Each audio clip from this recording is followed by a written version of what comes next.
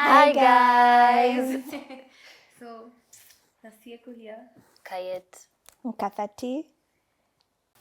We have a new show for you guys. It's a new project whereby we'll be doing a reaction to Lumumba Explain. Yeah, so this is a launch of the project, and we'll be starting it with Lumumba Explains Feminism. So welcome guys, enjoy the show.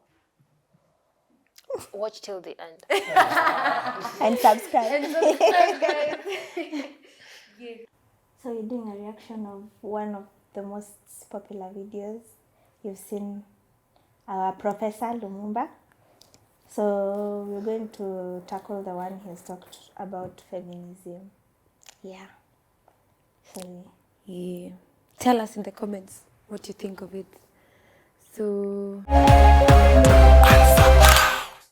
So when we talk about Africa being a land of men, it is a misunderstanding of the nature of Africa and how Africa is structured.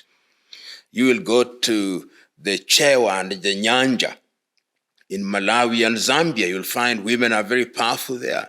You go to places like amongst the Ashanti people, even when you see that the men are in the forefront, the women are very powerful from behind.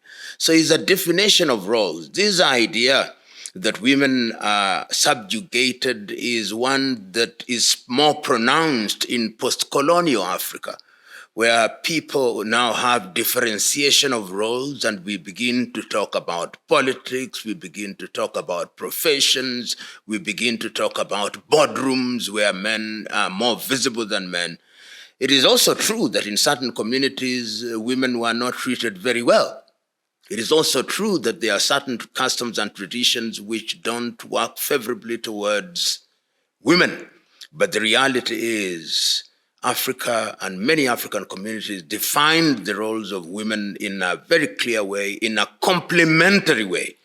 When we talk about that not happening today, we are doing so because of the manner in which we have misunderstood how we should operate in a so-called westernized way of doing things. But Africa is the land of men and women. Oh, wow. men and Women. same sentence. Okay. So basically, feminism in Africa. What do you think of feminism, the word feminism, when it comes to your mind? It's the advocacy of Yeah. women's rights. So basically, I'm a feminist when I say I support women in politics. Yeah, that is not something that used to happen, yeah? Yeah. Yeah, but despite everything, the westernization, the neocolonialism and everything, The Western culture that he's talking about. yeah. Oh. So we are moving on well, but not as we should. Why is it so? Because, okay, it is strong, the feminism thing is strong, but not most people accept it, or even know what it is, or even practice it. Ourselves, there's some ladies who, when they're told don't do this, they just okay. Makes sense. Yeah, because they don't know that you can do it. If you do it, there's no wrong that you're doing. There's no thunder or lightning that will strike you. Yeah, but anyhow, Be fearless. we learn. Be fearless, my people. Anyways. Remember, we are speaking in English. If you are speaking in Zulu, or in Ovambo, or in Ovimbundu, or Tiv, or Igbo, or Yoruba, or Kikuyu, or Luo, would you have a word like feminism? No. The whole idea about women being mistreated and therefore a movement of women whose agenda is to fight men. Because feminism, as understood in the modern world, is almost as if there is a war or a battle between men and women. And that, I think, is wrong. I believe that in areas where men have not conducted themselves well in their relationship with women, positive steps, deliberate steps should be taken to ensure that men involve women, or that women are involved rather than men involving women, because that also assumes that men have something that they are giving out of their goodwill or charity. So I do not support any movement which characterizes the relationship of men and women as if it was a war to be won by one side. So if there is that war, then when you win, what do you do? This is the question that must be posed. So it is not true that there is such a war, and feminists must be told that what we are doing is to ensure that our women are given their pride of place so that they continue to play their role in an effective manner. Yes.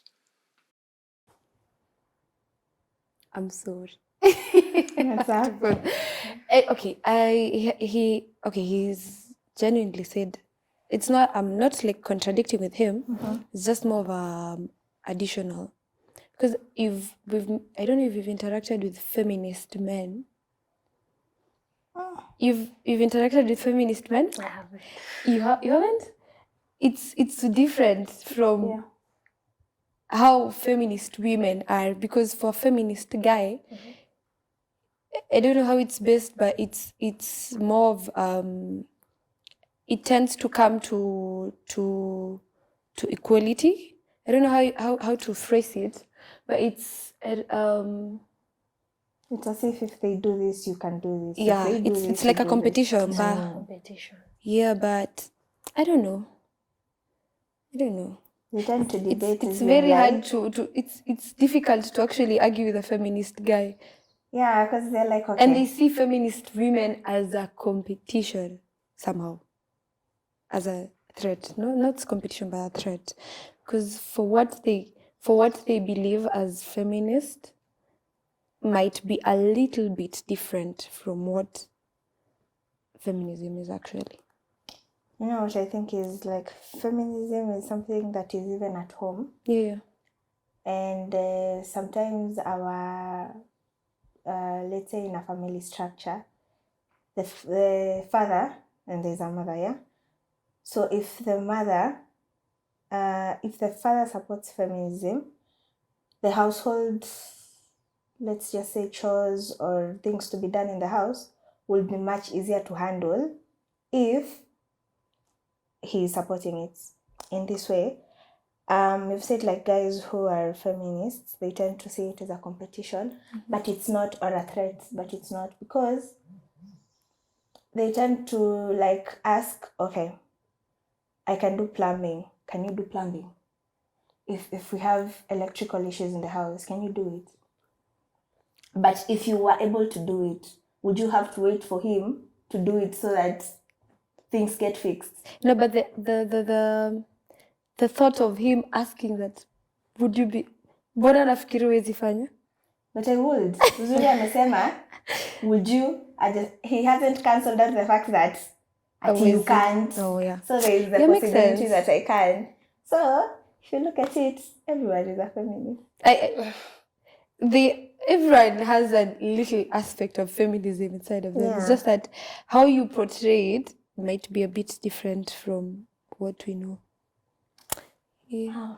But when you say that, like, they have the feminist aspect, it should only be when they are actually advocating for it. Yeah. Not for against me. it. But the ones who are like questioning it, they're not feminist.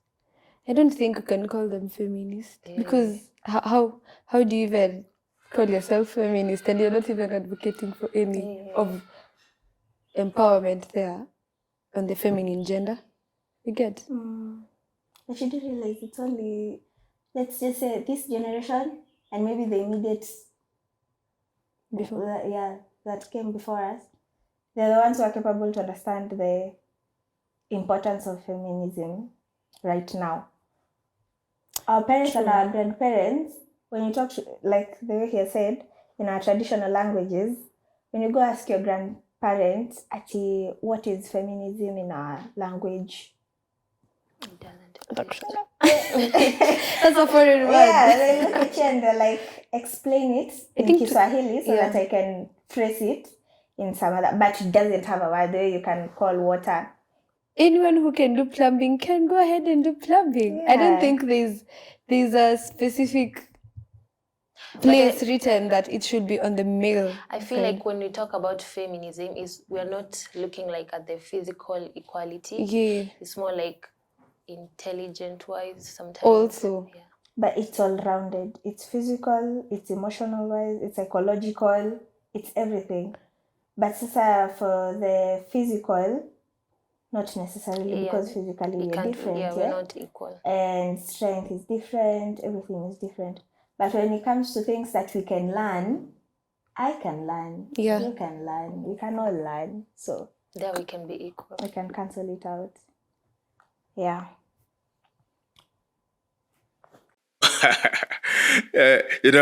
What a man can do, a woman can do. You, Ebu? Wait a damn minute. Acheke kwanza. What a man can do, a woman can do. From the professor himself. Wewe ambaye unadhani siwezi jenga, nitajenga. So you can what? I can also. Okay, you can. Yeah. Basically, isn't it fair? Basically, it's that. And what are we calling on women to do in this day and age? We are calling women and want women to be involved in decision making. Therefore, I want to see women being present in the political space. I want to see men, or rather women, being involved in the legal space. In fact, in Kenya today and many African countries, there are more women in the legal profession and in the medical profession than there are men.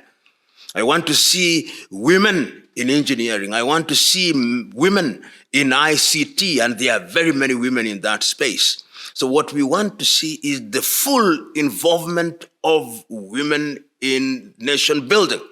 It is Nelson Mandela who said famously several years ago that a society cannot expect to realize her full potential if 52% of the population is not effectively involved. And we are not talking about tokenism. We are not talking about favors. We are not talking about affirmative action on creation of political offices for women only. We believe that if the society is properly ordered and the historical disadvantages that have stood in the face of women wanting to achieve are removed, then women are as good as men. And in certain areas, they are even better. So what we want is full involvement in the total life of the society. Shout out to all politicians, Legal personnel who are ladies, personally to the governor of Nakuru. They're doing really good work, and right now that the cabinet has been changed, ladies have been Ndani. Yeah. So Inside. we hope that things will go differently, and it will be differently in a more positive side, yeah? Yeah, not negatively. So big up to everyone studying engineering and all that. Please continue. Or to all ladies. Yeah. Yes. Continue. You shall not be weighed down. I'm one who seldom uses the word equality. I prefer to use the word equity. Because equality is really a word that says that we are comparing like with like. No.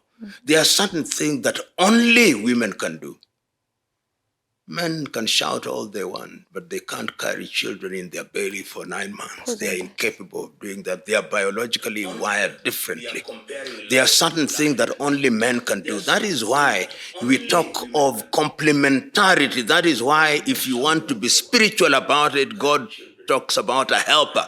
And God talks about it in the Quran. God talks about it in the Hindu Gita. God talks about it in the Christian Bible. God talks about it in Christian tradition. It is complementarity. You can shout all you want, but you can never carry a child. Okay. That is where the never comes from. We can't. You can't. But we can. That is one of the strengths that we have that you don't have. We're not using that against you, but it's just a plus. I think that these days I have ever seen one. I don't know if it's one among the many. A male carrying a child. What? I swear. You what? I saw it somewhere, but it was weird. Is it in African countries? No. Very nice. What is power? You see, when we talk about power, we talk about political power. Right now, Africa is the youngest continent on earth. Youngest to mean that our population below the age of 40 is almost 80% in certain countries. And what young people need to do is to wake up and not to be used as cannon fodder by selfish politicians. You are not to be used as selfish politicians. You are talking about their role in the political arena. You get what I'm saying? But that is true. He's speaking the truth.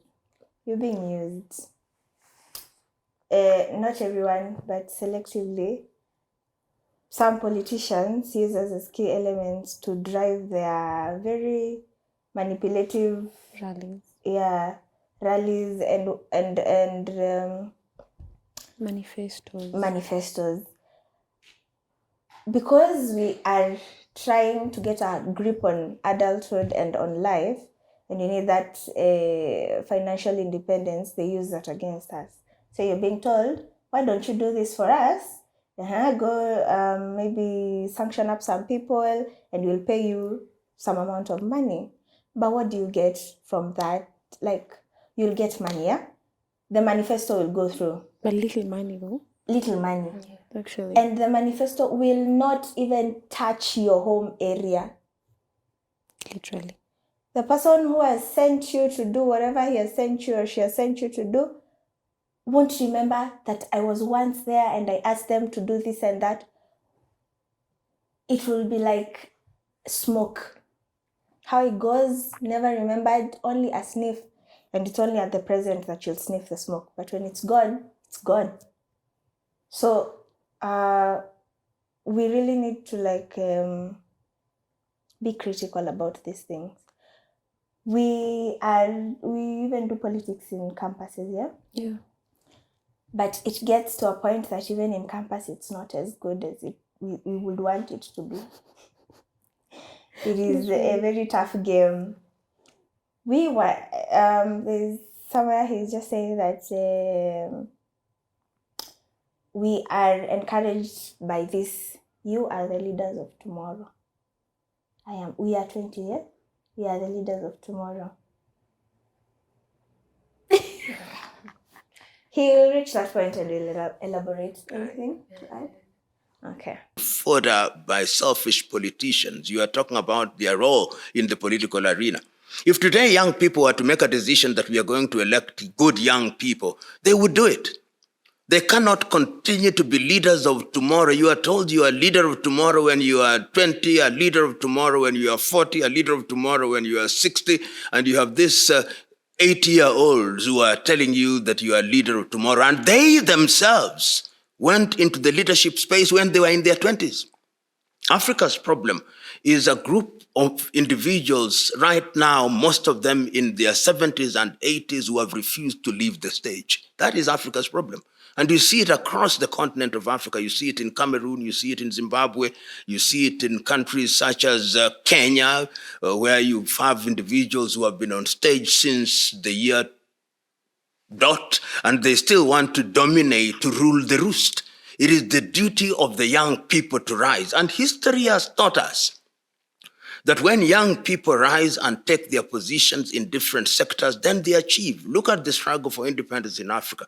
The people who are in the struggle for independence were in their 20s and their 30s. The people who are in the revolutions, whether you are talking about this, the Sharpeville massacre in South Africa or the Soweto massacre, all these were young people. It is the young people who must rise up and use the power of the vote to ensure that they are present in the leadership arena. But they must also remember that youth in and of itself is not a qualification to serve. There are many young people who are dangerous to Africa, and there are many old people who are dangerous to Africa, and equally there are good young people and good old people. So it must be a mix. Leadership must represent and must reflect the complexion of the society. And young people in Africa, in my view, are not playing their role. They prefer to be used in riots. They prefer to be used as ginger group. They prefer to be deployed as goons. They prefer to be used in a negative fashion. Yet if they organize themselves, then they could make demands of political leadership and be present in every arena for the benefit of this continent. Like clarify on what he said about the young, the youth now getting into power and politics and being the leaders of tomorrow. Like somehow do you see or do you think maybe that we the young people, not all of us, but a majority of us are a bit scared of joining into parliament or rather into politics or maybe even having some power because of the responsibilities that comes with it? You shouldn't fear responsibility. Of course, we shouldn't fear, but there's Unless some with weight. the negative package that comes with the responsibility. Because, you know, in the politics, it is sort of a hierarchy. In every kind of seat, there is wards, then there is constituencies, then counties, then. So, when you fill up a space, there was someone before you there.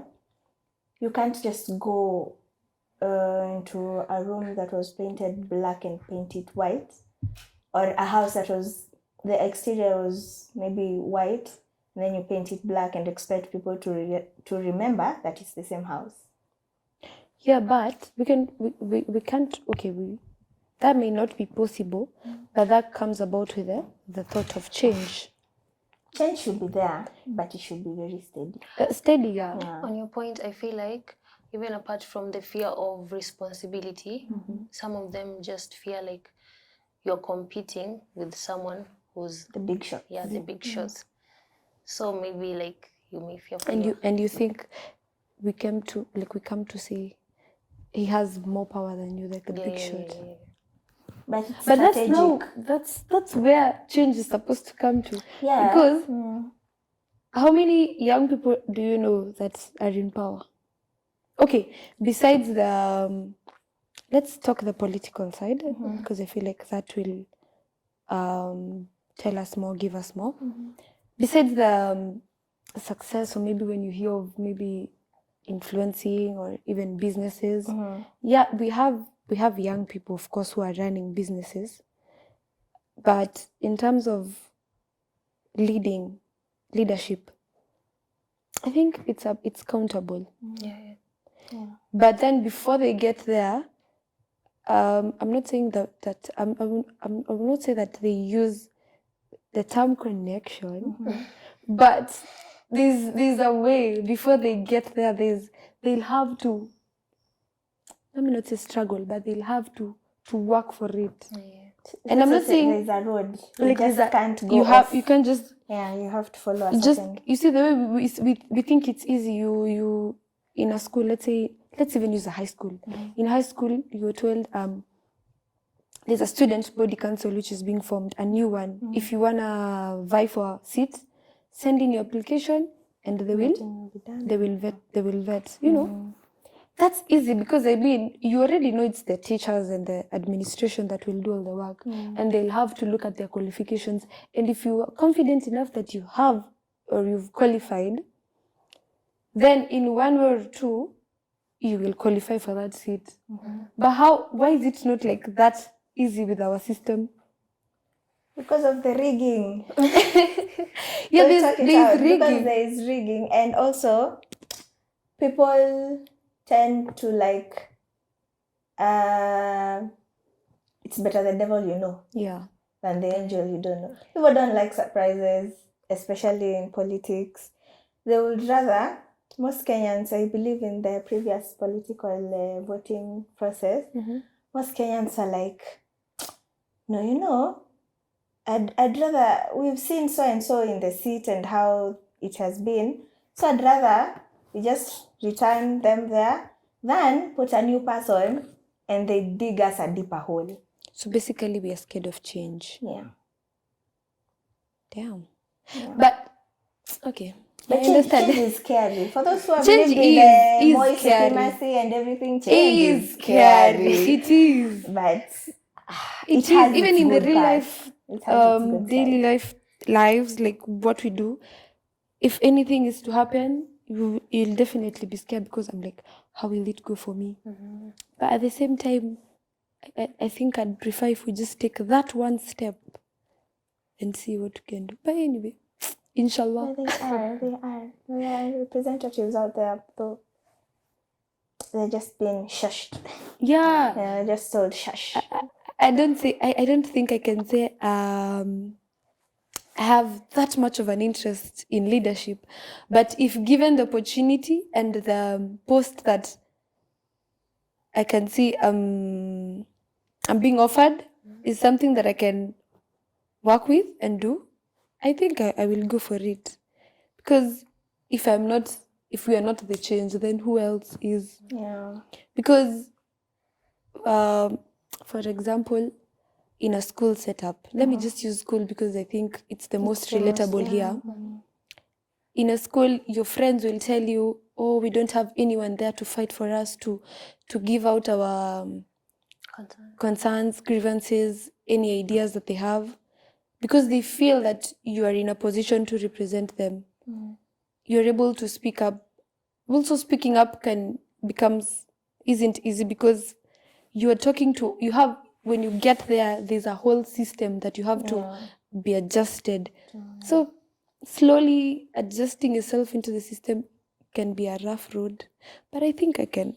I don't know. But according to the school aspect, you remember the students will vote, yeah? Yeah. But also the teachers have a decision to make. So if you in any way pricked teachers wrongly, whether the students voted for you very nicely and you passed everything, you might not get into the seat. Just because someone has said. Yeah. You see? Do you think see that how also happens like That now is in literally It what literally happens in the happens. real world. It's so like if there's a majority that wants who we have right now, and there's a majority that do want that. yeah, Of course, we will go by the majority. yes, true. We'll definitely go by the majority because you can't even argue with numbers or people, and that's what causes chaos. Because instead of actually coming together to negotiate and seeing what's actually best, we tend to go to ways that us youth are being used. Yeah. You get what I'm saying? You know, those two rallies over there. Anyways, on to the next one. The riots and everything. But anyway, we will be the change. We have to. Otherwise, the same things that we are complaining about right now will be the same things we'll be complaining to our grandchildren. That you know this used to happen in our time. Nothing will happen. If you look at what happened, for example, in what was called the Arab Spring, young people came up and they simply went in Tahrir Square and they said, we demand certain changes. That is one method where there is an awakening of the people. Political maturity rises in that way. Have you heard what the youths here said? They went into a square and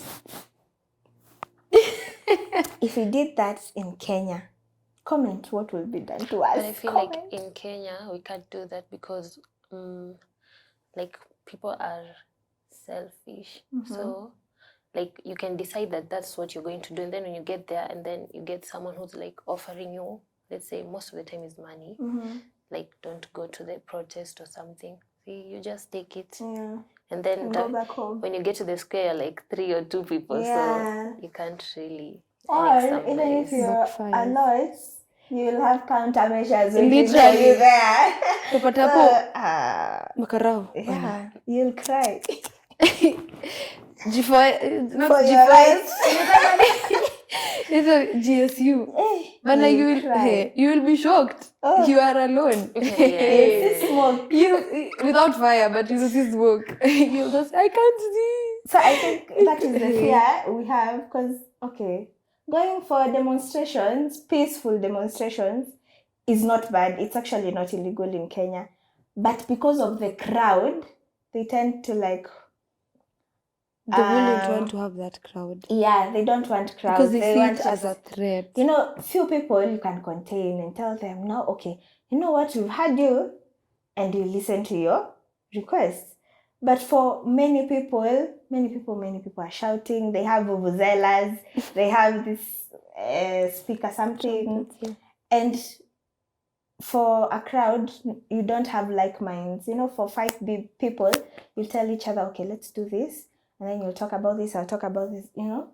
But for crowds, you'll be speaking here with your vuvuzela, someone else is throwing stones at the back. Because one, you don't have the same priority. You don't have the same thing you came to do. Someone has just come to waste time in the square or where you're demonstrating. Someone else has really come to tell whoever they're telling, They have an agenda. we have issues and we want you to address them. But if you start throwing stones at the back, you'll all cry.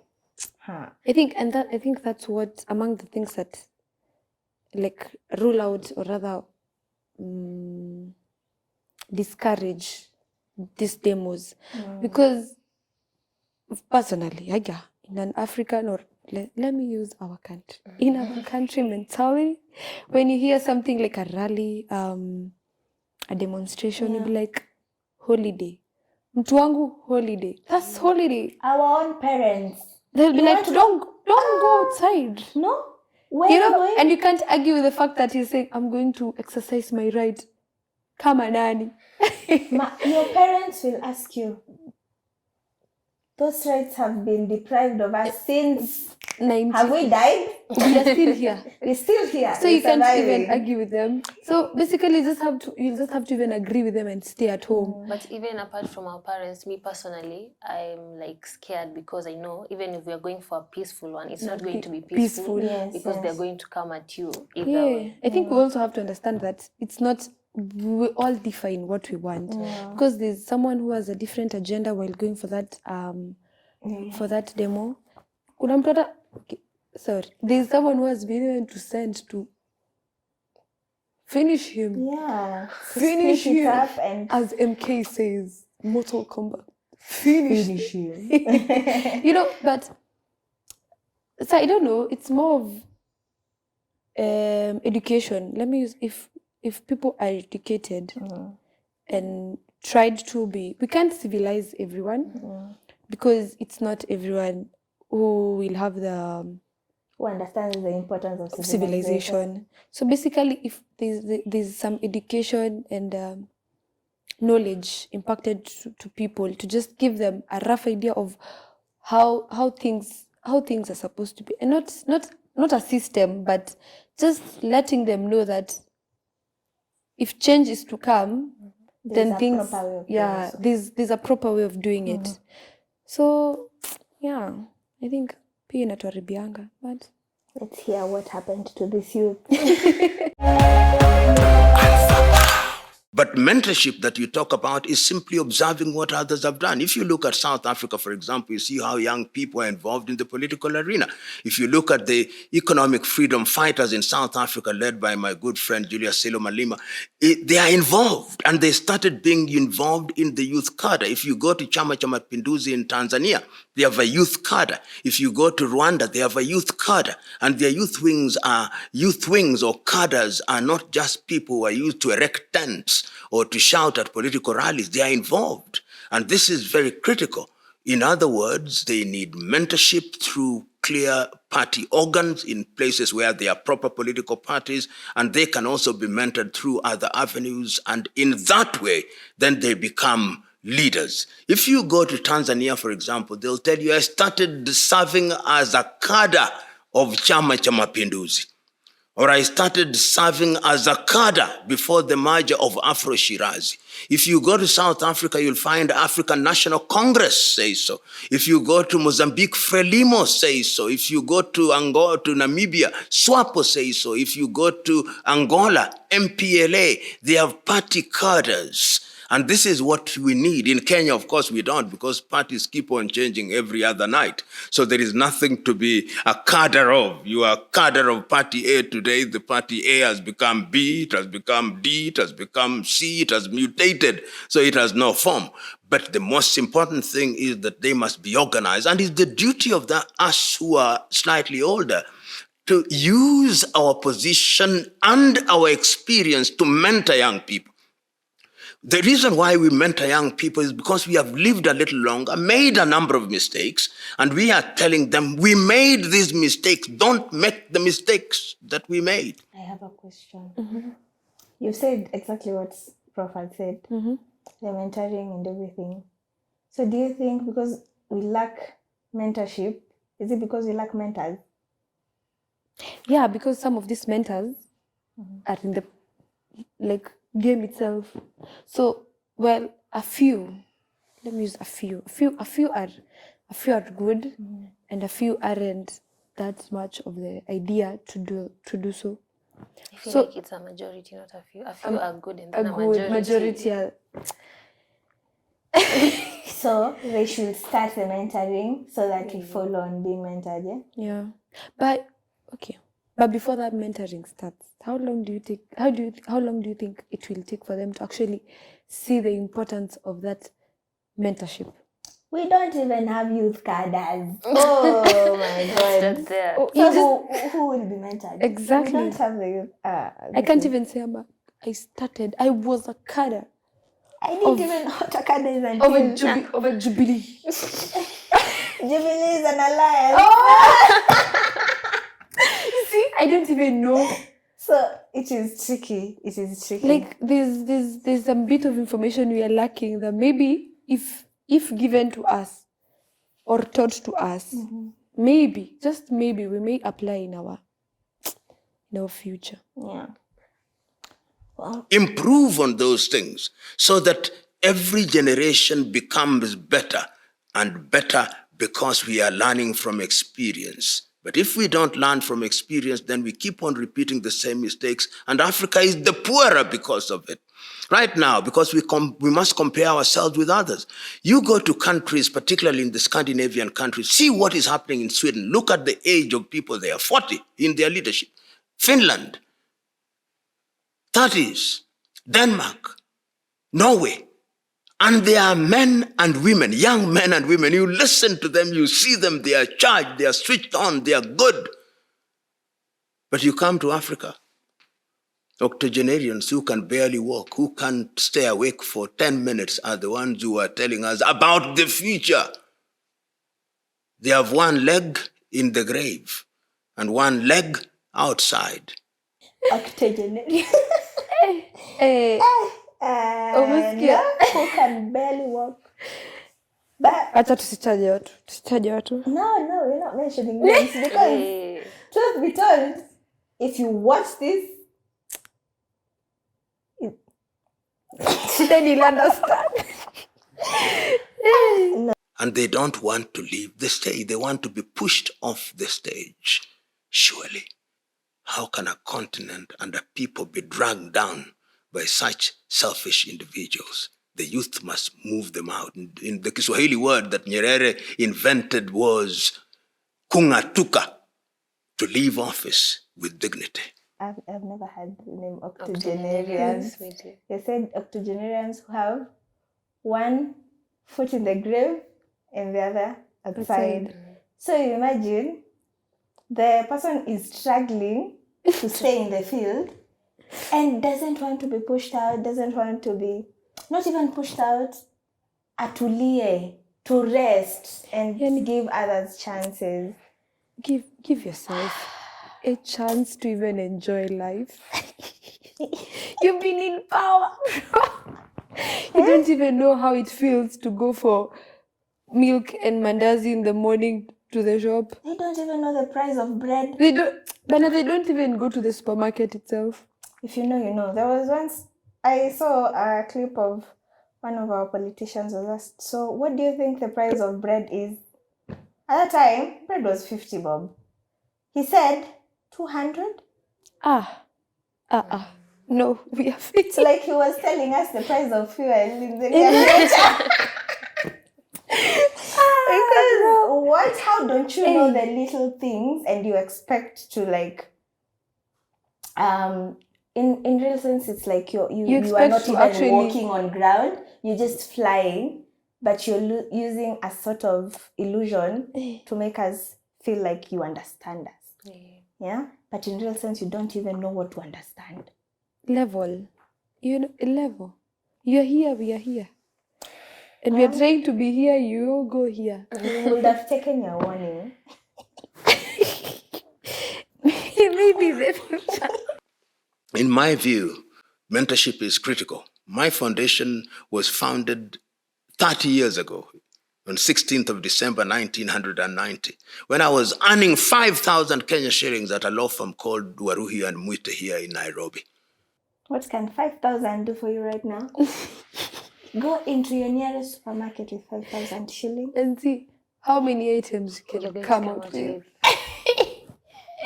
But that obviously. You purchase. Okay, anyway, it was 1990 right now. You're like 20. How many centuries later? like No, it's 2 or like 3. 30 years later. Anyhow, And I made that decision to form a foundation when I met a lady who was a New Zealander and was paying school fees for a young man at Starehe Boys Center. And I asked her, you must be very rich to be paying money for somebody in Africa. He says, no. I am earning the equivalent then of 30,000 Kenya shillings, but I sacrificed that another person should know better. And I said, if somebody can come from New Zealand and educate somebody in Nairobi, Kenya, why can't I? Why can't I ensure that 10% of my income goes into things? And the foundation has now grown with a footprint in 50 countries in Africa, some form of representation. And I can give testimony, and young people can give testimony across the continent. Do I give them money? No, I don't.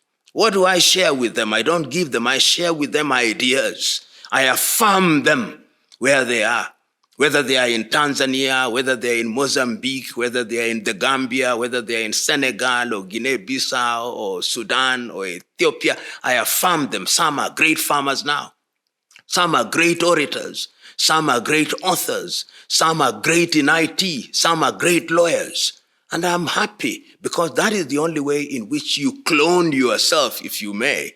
And if many of us do this, then you can imagine the young men and women that we can produce. And there are people who are doing this. I know Tony Elumelu in Nigeria is doing great work in this regard. James Mwangi here in Kenya through his bank Equity, Dr.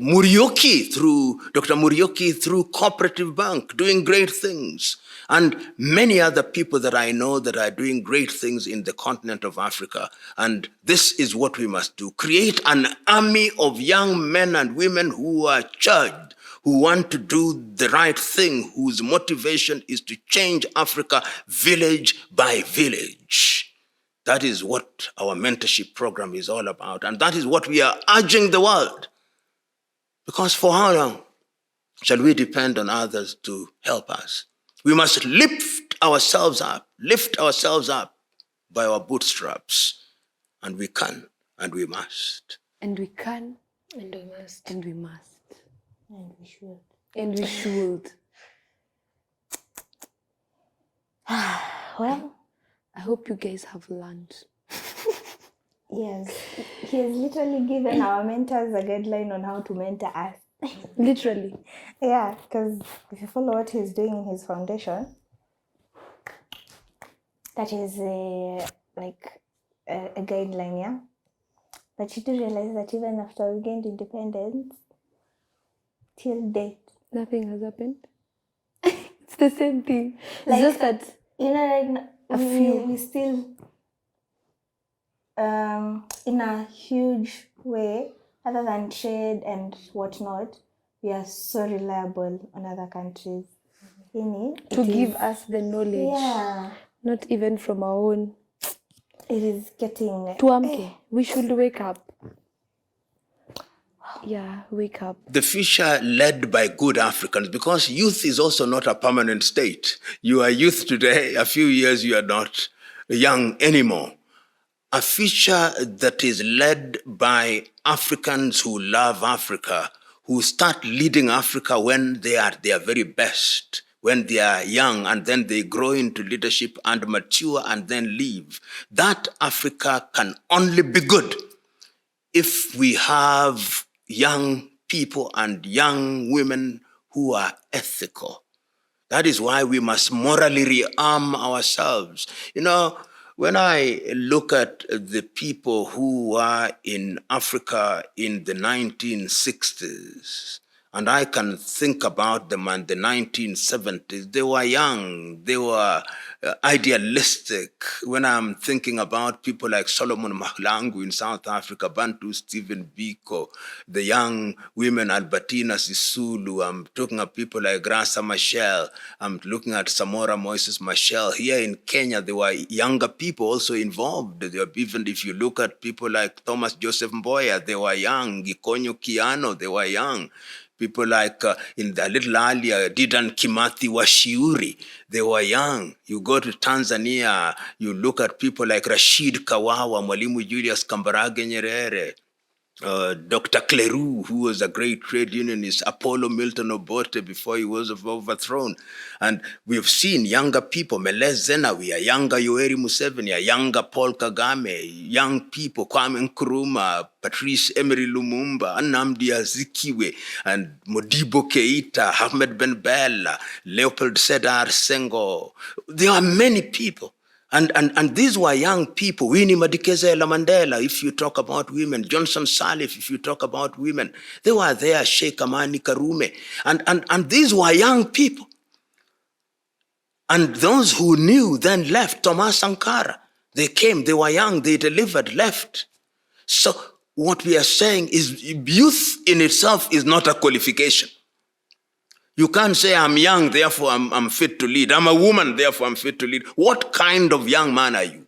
What kind of woman are you? Do you love Africa? Can you serve Africa? Do you want to be served, or you want to serve the continent of Africa? That is what we are talking about. And what we must do, therefore, in Africa is to morally rearm our young men and women and equip them with the tools which will make them recognize that leadership is about service, not about acquisition of material wealth and enjoying the trappings of power, motorcades, guards, allowances. That is not leadership, that is greed. We need like a whole day to listen to him. But for now, we shall stop there. And we leave you with this quote that says, we are young. Anyway, guys, I think basically the whole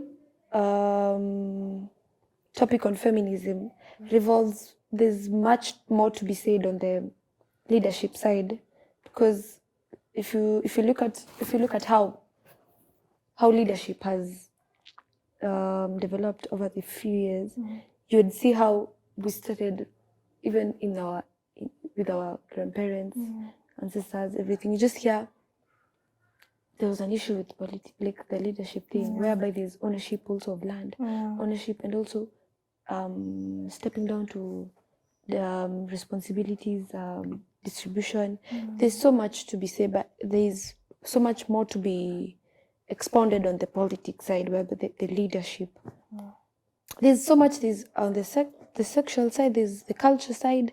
There's so much more to be said on the feminism, but I think what we've talked more was the leadership and how mentorship and civilization, and also how you as a person matters more on the leadership thing and the whole feminism. It starts with you. It starts with you. Yeah. For me, like on the comparison of the youth of now and on the past, he has mentioned something about loving Africa and your country. I feel like most of the youth don't love like our country to a point that even if you ask someone like you're giving them an opportunity to go like abroad somewhere else, they are like very quick to take it, like no hesitation. They just want to leave because they don't like where they're staying. So they don't have that passion of wanting to lead or just wanting to do things for their country. More like They might be looking for greener pastures, yeah? But like before he has mentioned, think of the idea. I think it's Milton or someone who came, did changes, and after his time was done, he was he thought what he has done was okay. He left so that others can come into the space. What I think is, look for greener pastures, but remember where you're coming from. Yeah? Go back. So most of us, when you remember where you're coming from and do the 1, 2, 3 differentiation, you tend to think, nah. Yeah. They Some don't people like deserve. just don't like it. Like they wanaenda kama wameenda. Yeah. Yeah. Also, the youths of the past were more idealistic, because right now, among the 3 of us, how often have you watched news? Wow. TikTok. That would actually be my reaction hata mimi nikiuliza hiyo swali, because one, news nowadays, if it's not hiking of food prices, hiking of whatever, fuel prices, This economy. the economy and the now El Nino approaching, other things are political, and we are not so invested in politics right now, because how is it helping us directly? As long as there is peace in the country, we can survive. We go forth with what we need to do. So they were much more aggressive than we are right now.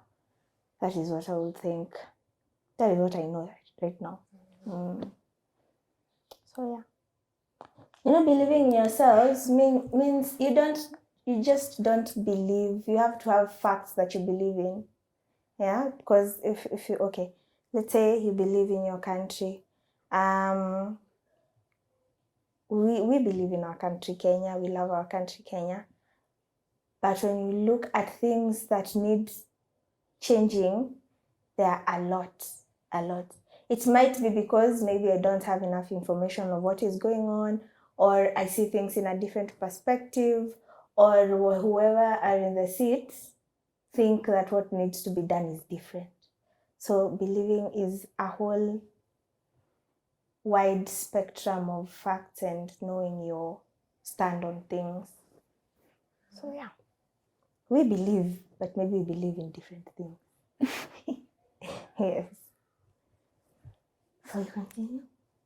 I think we should stop there. Okay. So guys, I hope you had fun. Tell us more about your take on feminism. Yeah. On the video, we've left you a section, and also your take on what we've just put across, and if you think we should do this more often. Yeah. And don't forget to like, comment, share, and subscribe, guys. Click the notification bell. Guys, if you haven't followed, you're missing out. Yeah. Tell us more, by the way, on what we would react. The topics you'd want us to react. Yeah. Peace. Bye. Bye. Till next time.